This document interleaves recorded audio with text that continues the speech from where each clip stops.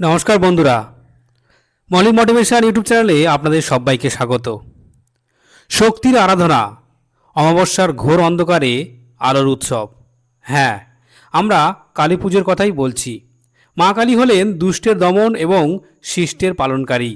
তার আরাধনায় যেমন ভক্তের জীবনের সমস্ত বাধা বিপত্তি দূর হয়, তেমনি পুজোর নিয়মে সামান্য ভুল ত্রুটি হলে কিন্তু ঘোর বিপদ বা অমঙ্গল নেমে আসতে পারে।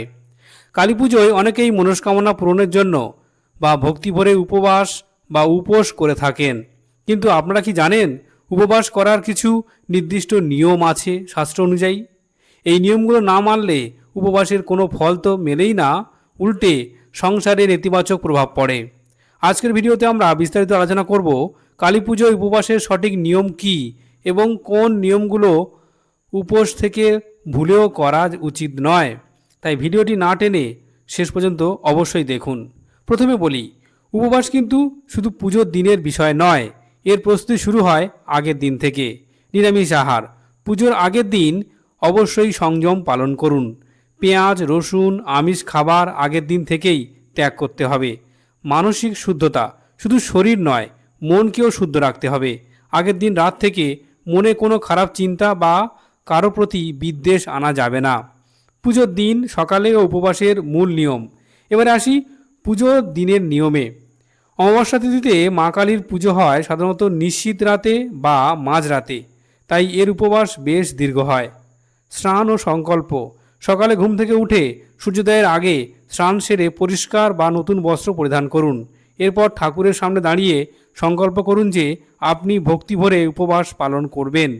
উপবাসের প্রকারভেদ, উপবাস সাধারণত দুই প্রকার হয়, নির্জলা জল না খেয়ে এবং সজলা বা ফলাহার। যারা শারীরিকভাবে সুস্থ তারা নির্জলা উপবাস করতে পারেন, তবে যাদের শরীর খারাপ, বয়স্ক মানুষ বা গর্ভবতী মহিলা ফল দুধ সাবু বা গঙ্গার জল পান করে উপবাস করতে পারেন। মা কালী কখনোই চান না তার সন্তান কষ্ট পেয়ে পুজো করুক। খাবারের নিয়ম, যদি ফলাহার করেন তবে খেয়াল রাখবেন তাতে যেন কোনোভাবেই অন্ন অর্থাৎ চাল গম বা সাধারণ লবণ না থাকে। একান্তই লবণের প্রয়োজন হলে সৈন্দব্য লবণ ব্যবহার করতে পারেন। এবার আসি গুরুত্বপূর্ণ একটি এই অংশে, সেটা হচ্ছে যে উপবাস চলাকালীন কিছু কাজ শাস্ত্রমতে সম্পূর্ণ নিষিদ্ধ। এগুলো না মানলে সংসারে চরম অশান্তি ও বিপদ আসতে পারে। 1. রাগ বা অহংকার করা, উপবাস চলাকালীন মাথা ঠান্ডা রাখা খুব জরুরি। কথায় কথায় রেগে যাওয়া, কাউকে গালিগালাজ করা বা মনে অহংকার আনলে উপবাস তৎক্ষণাৎ খণ্ডিত হয়। মায়ের পুজোতে নেতিবাচক শক্তির কোনো স্থান নেই। দ্বিতীয়ত, দিনে ঘুমানো। শাস্ত্রমতে উপবাসের দিন দিবানিদ্রা বা দিনের বেলায় ঘুমানো ঘোর পাপ। এতে শরীর অলস হয় এবং পূজার একাগ্রতা নষ্ট হয়। খুব ক্লান্ত লাগলে বসে বিশ্রাম নিতে পারেন, কিন্তু বিছানায় ঘুমোবেন না। 3. চামড়ার জিনিস ব্যবহার, উপবাসের দিন এবং পুজোর সময় কোনো ধরনের চামড়ার বেল্ট মানি ব্যাগ জুতো ব্যবহার করবেন না, এটি অত্যন্ত অশুদ্ধ বলে মানা হয়। 4. লোভ বা খারাপ চিন্তা, উপবাস করছেন অথচ অন্য কারো খাবার দেখে লোভ হচ্ছে বা মনে কুচিন্তা আসছে, এমনটা হলে উপবাসের ফল শূন্য হয়ে যায়। 5. অসম্মান করা, বাড়িতে কোনো বয়স্ক মানুষ নারী বা অসহায় ব্যক্তিকে এই দিনে অপমান করলে মা রুষ্ট হন। মনে রাখবেন, মা কালী নারী শক্তির প্রতীক। নারীকে অপমান করলে মায়ের পুজো কখনোই সফল হয় না। অনেকেই জানেন না উপবাস কিভাবে ভাঙতে হয় বা পালন করতে হয়। মাঝরাতে পুজোর পর পুষ্পাঞ্জলি দিয়ে তবেই উপবাস ভাঙার নিয়ম। উপবাস ভাঙার সময় সবার প্রথমে মায়ের চরণামৃত বা গঙ্গাজল পান করবেন। এরপর মায়ের প্রসাদ যেমন ফল মিষ্টি খেয়ে উপবাস সম্পন্ন করবেন। পুজোর পরদিন সকালেই অবশ্যই শুদ্ধ নিরামিষ খাবার গ্রহণ করবেন।